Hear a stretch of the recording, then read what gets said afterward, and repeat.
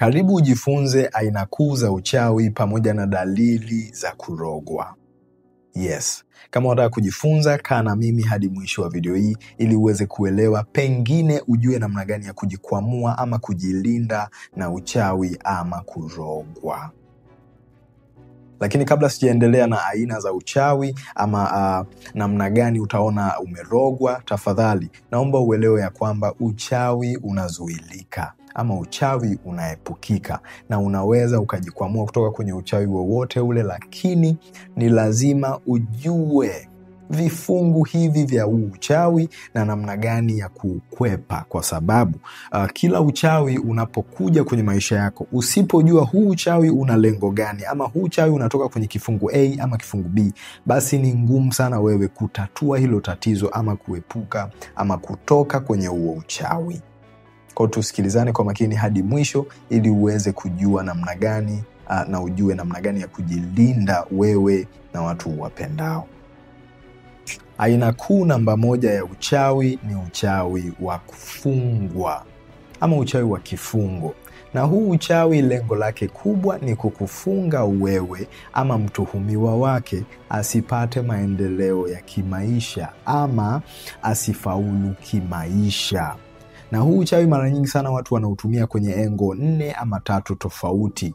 Engo ya kwanza ni kumfunga mtu kifedha, kwa sababu ukifungwa kifedha obvious huwezi kuendelea ama huwezi kufanikiwa. Lengo la pili ni kwenye swala la mahusiano ama ndoa. Unaweza ukafungwa usipate mtu sahihi, kwa sababu mtu sahihi pia anaweza kukusaidia wewe kukua kimaendeleo ama kukua kimaisha. Lengo la tatu ama engo ya tatu ni kwenye engo ya afya ama maradhi. Watu wengi wanafungwaga huku kwenye masuala ya kuumwa, unaumwa moyo, unaumwa hiki, lakini lengo kubwa ni wewe upoteze fedha zako, muda wako kwenye kujitibia na sio kutafuta fedha ama kujisogeza kwenye maendeleo ya maisha yako. Engo ya 4 ya huu uchawi wa kifungo ni kufungwa kiroho. Watu wanaweza wakakufunga kiroho, usitambue hata kama umefungwa. Usikumbuke hata kujifanyia sala, usikumbuke hata kujihangaikia, kwa sababu mtu ambaye amefungwa kiroho basi amefungwa pia kimwili kwa urahisi. Hawezi kukumbuka kujitafutia suluhu, hawezi kukumbuka kujitafutia upenyo wa kutoka kwenye hicho kifungo, kwa sababu pengine hata hafahamu kama yupo kwenye kifungo.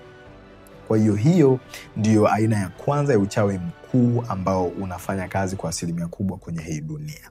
Aina ya pili ya uchawi mkuu unaoendelea kwenye hii dunia ya leo ni love binding, kufungwa kwenye mapenzi ya uongo. Like unaweza ukarogezewa upate tu mtu ambaye sio sahihi kwako ili aharibu maisha yako, akutawanye na kukuweka sehemu ambako waliokufanyia hicho kitu basi watakuwa kwenye furaha ama wataridhika. Sawa, kwa hiyo unaweza kujikuta umempenda mtu ambaye hujampenda. Sio kama tunaelewana vizuri. Kuna watu mko na watu ambao hamjawapenda na bado mmefungamana hapo, hamtaki kutoka ama hamuwezi kutoka, mnajisikia like kama hapa ndio sahihi, kumbe sio sahihi. Na kuna ishara nyingi zinazokuonyesha kwamba hapo sio sahihi, lakini bado umeng'ang'ania, na hii ni kwa sababu umefungwa ama umerogezewa kwenye hicho kipengele cha uchawi. Kwa hiyo kuwa makini na hii kipengele, kwa sababu hii kipengele pia kinafanya kazi kwenye maisha ya watu wengi sana na kinawazuia wasiendelee kimaisha, kwa sababu moja kati ya lengo la huu uchawi ni kufanya wewe usiendelee kimaisha wala kupata furaha ya kuishi, kwa sababu unapokuwa na mtu ambaye hujampenda ama hampendani, huwezi kufurahia maisha, haiwezekani. Aina ya uchawi mkuu namba 3 ni uchawi wa kisasi ama laana. Like kuna mtu anaweza akakufanyia uchawi wa kisasi, labda uliwahi kumkwaza ama tu akupendi ama anakuchukia tu, hivyo anakufanyia huu uchawi wa kisasi ama uchawi wa laana ambao anauweka kwenye kichwa chako. Niliwahi kuzungumziaga kitu, kuna watu mnarogezewa kwenye jua, mnarogezewa kwenye mwezi, wengine kwenye bahari, wengine kwenye ardhi, wengine makaburini, vyovyote vile, lakini dhumuni kubwa ni kulipiza kisasi kwako. Sawa, hivyo inakuwa ngumu sana wewe unajikuta unapoteza tu mali, vitu vyako vinapotea, unapoteza tu kazi, unajikuta tu una invest mahali, unapoteza tu fedha. ama wengine huwa wanasukumiwa kwenye kifo moja kwa moja. Unatupiwa tu umauti, unajikuta umekufa kabla ya muda wako. Huu ndio ule uchawi ambao unakuta jini labda anapandisha na kuongea kwa mtu na kusema, nimetumwa, huyu ni mkorofi sana, ama huyu anaringa sana, huyu anajisikia sana, huyu tangu amefika pale mtaani kwetu yeye tu ndo anapika kuku, huyu tangu amefika pale mtaani kwetu yeye tu ndo anauza sana kwenye ile duka. Hivyo vyote ni visasi ama uchawi aina ya kisasi, ndio ambao mara nyingi sana kuna watu wanaotumia ili kudhuru wengine, kujisikia tu vizuri kutokana na ule uchungu walioubeba dhidi yako. Aina ya 4 ya uchawi mkuu ambao upo kwenye hii dunia yetu ni uchawi wa mianzi ama uchawi wa kupandikiza majini. Na mara nyingi sana huu uchawi unatumika kwenye nchi zetu za Kiafrika. Unatumika mno. Nimewahi kuona watu wakirushiana tu majini, huyu anamrushia hiki, huyu anamrushia hiki, ili mradi tu labda mtu akutoe kwenye reli ama mtu akuharibie maisha yako, akupoteze kwenye mlengo wako wa kimaisha. Unakuta kuna mtu alikuwa anafanya vizuri darasani, alikuwa anafanya vizuri kwenye biashara zake, ama alikuwa anafanya vizuri kwenye ndoa yake, alafu suddenly anaanza kuwa mtu wa hovyo. Ametupiwa kajini ka ukahaba, ama ametumiwa kajini ka kupenda starehe sana, anajikuta tu hawezi kutulia. Hayuko kama yule wa mwanzo, alikuwa anakuja darasani mara kwa mara. Sasa hivi anakaa chooni huko, anaongea tu na simu, anachat sana na wadada ama anachat sana na wakaka. Lakini ukija kufuatilia utakuta ni aina ya uchawi pandikizi ama uchawi wa mianzi, ambao mtu anatumiwa jini ama anatupiwa jini, anapandikiziwa jini kwenye mwili wake, ambalo linakuwa lina take over, linamiliki na kumtumikisha aende against barabara ya maisha yake ama mlengo wa maisha yake. So tuhamie kwenye dalili za kurogwa, ama ukiona ishara hizi basi tambua kwamba unarogwa ama umesharogwa tayari. Na hizi ishara ama hizi dalili zimegawanyika kwenye makundi mengi tofauti tofauti, lakini leo nitazungumzia makundi matatu ambayo ni lazima yatokeege. Yaani ukiona ishara hii ama dalili hizi basi zimetokea kwenye haya makundi matatu ambayo ni must. Kundi la kwanza ni dalili za kimwili, kundi la pili ni dalili za kihisia, kundi la tatu ni dalili za kiroho. Kwa hiyo tukianza na dalili za kimwili, watu wengi sana wanakuwa wana experience. Kama unaanza kurogwa ama umeshaanza kuchezewa, mara nyingi sana unakuta kuna watu wanapata uchovu usiokuwa na kichwa na miguu. Hunyanyui vyuma, huchezi mipira, haufanyi chochote kigumu, lakini mwili wako unaamka umechoka. Asubuhi tu unaamka umechoka. Watu wanasema wewe ni mvivu, wewe mwenyewe unaanza kuhisi wewe ni mvivu, lakini hapana.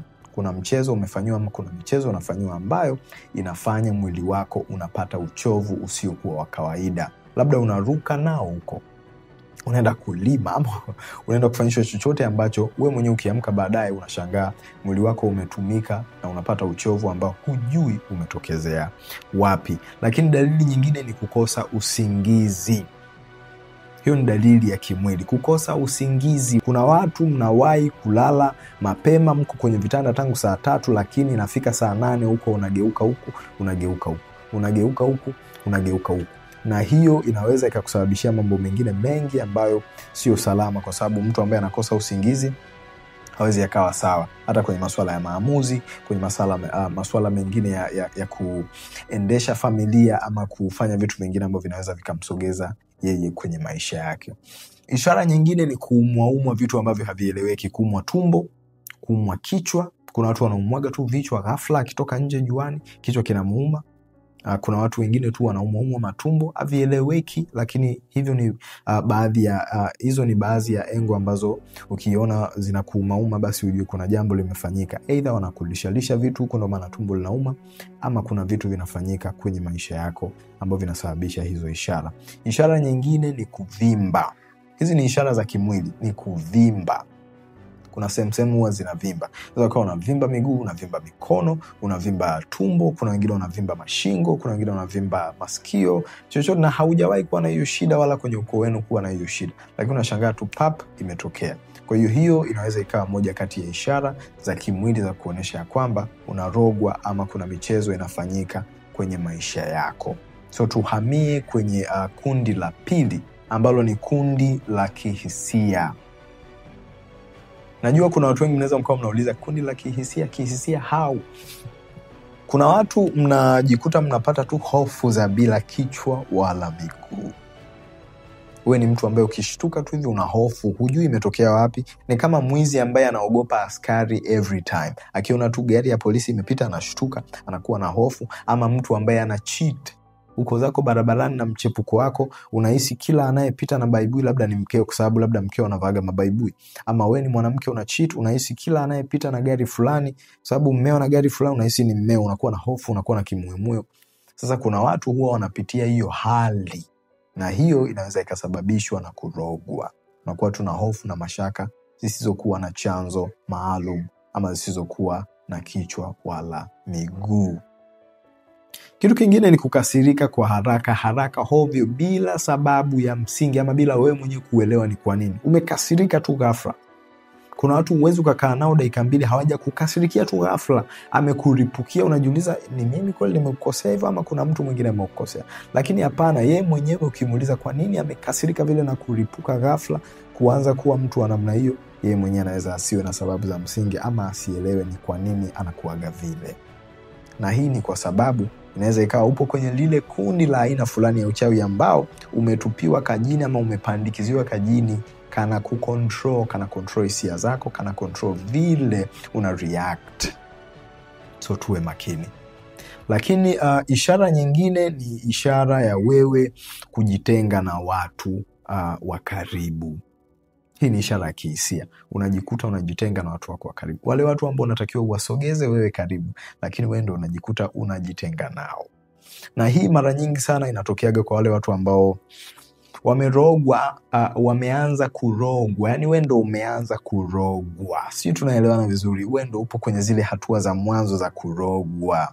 Na watu wanaoanzaga kurogwa kwa mara ya kwanza, ama kama mtu anatumia aina fulani ya ulozi, anataka aanze kukutengamanisha kwanza, ama kukutoa kwanza na watu wako wa karibu. Kwa sababu nikikutoa na watu wako wa karibu, nikikutenga nao, nani atakusaidia? Hakuna atakaye kusaidia.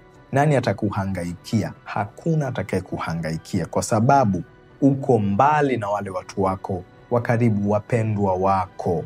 Kwa hiyo yatakukuta mambo mengi makubwa baadaye umeshatengwa nao. Hamuwasiliani wala hamtembeleani, hamuonani, hawajui unaendeleaje, hujui wanaendeleaje. Kwa hiyo hii ni moja kati ya dalili ya kihisia. Unajikuta tu ghafla unajitenga na watu wako wa karibu, watu ambao wamekuaga pale kwenye maisha yako, na wewe umekuaga pale kwenye maisha yao kwa miaka mingi ama kwa muda mrefu. Na hii nikimaanisha asilimia kubwa huwa ni ndugu.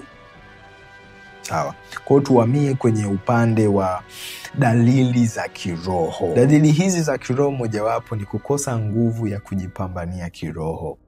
Sawa. Unakosa nguvu. Kwa wale ambao wako awakened, unakosa nguvu ya kufanya meditation, hujisikii kufanya rituals ama ibada fulani fulani. Hujisikii kabisa. Unafahamu kabisa kwamba leo ni siku ya ibada, ama leo ni siku ya full moon, let's say, natakiwa ni release, natakiwa ni achilie hiki, natakiwa ni manifest, natakiwa ni ondoe haya mamikosi kwenye maisha yangu, natakiwa ni oge hivi, nijisafishe, nisafishe nyumba yangu, but you don't do it. Na sio kwamba huna vifaa hunavyo, ama unaweza ukavipata kwa urahisi, but you won't do it. Kwa sababu gani? Una ule uvivu wa kujipambania. Una ule uvivu wa kujiombea, na huo uvivu unakuonesha ya kwamba kuna kitu hatari kinaendelea kwenye ulimwengu wa roho. Wake up. Dalili ya pili ama ishara ya pili ya kiroho ni kujikuta unahisi uko mbali na asili yako, uko mbali na muumba wako, unajihisi uko mbali na nguvu yako ya kiroho. Yani kama kuna mtu amekutenga na mahali ambako ni salama kwako, amekuvuta na kuweka mbali na origin yako, ama mahali ambako wewe unapaswa kuweko. Sawa. Kwa unaweza kuwa unajikuta huna ile nguvu ya kimungu ndani yako, hujisikii ile nguvu ya mwanzo ulikuwa nayo ya labda nikiomba hiki kitatokea, ama nikimanifest hiki lazima kitatokea. Unajikuta umetengwa tu na ile nguvu ambayo ni asili yako. Kwa hiyo ukiona hiyo ishara ama hiyo dalili, tambua kwamba hiyo ni dalili ya kwenye upande wa kiroho, na inakuashiria kwamba unarogwa ama umerogwa. So wake up. Dalili ya tatu kwenye hii engo ya kiroho ni kuhisi uwepo wa negativity ama nguvu ya kigiza kwenye maisha yako. Like kuna wale watu ambao mmebahatika ama mna huu upeo wa kufafanua uwepo wa energy mbaya na energy nzuri, uwepo wa watu wabaya na watu wazuri. Mara nyingi sana nyie huwa mnapataga hii fursa ya kuhisi uwepo wa kitu kibaya kwenye maisha. Kuna mtu anaweza akawa amekaa kahisi kabisa, aise, najisikia kama mwili wangu ni mzito. Najisikia mwili wangu ni mzito kiasi kwamba nahisi kabisa kuna kitu ambacho hakiko sawa kwenye mwili wangu ama kwenye maisha yangu, kwenye uwepo wangu. So ukiona hiyo dalili, tambua ya kwamba kuna ulozi unafanyika kwenye maisha yako, ama kuna vitu vibaya vinafanyika ama tayari vimeshatendeka kwenye maisha yako.